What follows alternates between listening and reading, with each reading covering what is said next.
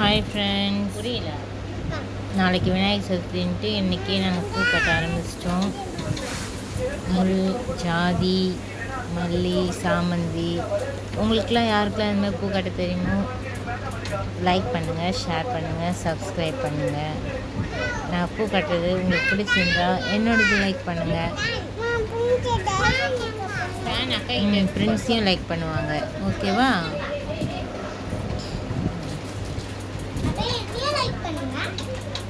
Lincy friends எல்லோரும் like பண்ணுவாங்க.